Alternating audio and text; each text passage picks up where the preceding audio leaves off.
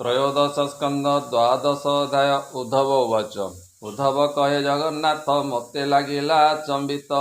ए आत्मा निरंजनमय ताहार काहि रिपु भयम के ताकु धरित पारई काहार बोले से हो जाई के दंड मंडकरे शक्य ଏହା କହିବ ପଦ୍ମ ମୁଖ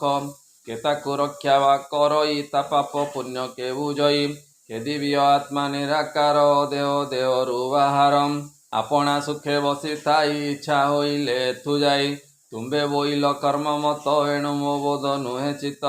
जेणे मो मन थय होई ता कहवा भावग्राही। श्री भगवान वाचम। हे उद्धव भय तु न कर एमंत वेदर विचार आत्मा जे कर्ता शुद्धशाळी बुधे जानती ब्रह्म बोली संसार भय अर्थ पाई कर्म संपादी लाक नेई एणु ए वेद कर्म जात एणु ए हुए जन्म मृत तेणु याकु दंड मंड करती मूढ़े कर्म कांड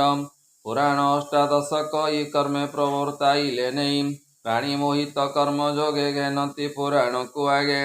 एणु से गुण कर्ममय प्राणी को देखांती जे भय भय हेतु एते कर्म कर्म साधंती छाड़ी भ्रम ए कर्म जोग अच्छी रही ज्ञान जोग रे ताकु कही कर्म दिश ई ज्ञान मार्गे साधे अष्टांग जोगी जोगे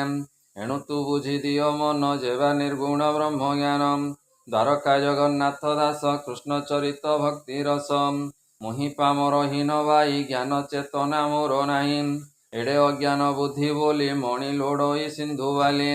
आशा लोड़ई मुकु कली पाल दौड़ी मुहि बली बड़ बा अनल भक्षई कीटरे गणनानु हई अणसाधरे मु जनम श्री जगन्नाथ पर स्वर्णम जुगकु जुग हि मते मुथाई तांक पाद गते। इति श्रीमद्भागवते महापुराणे परमहंस्यां सहितां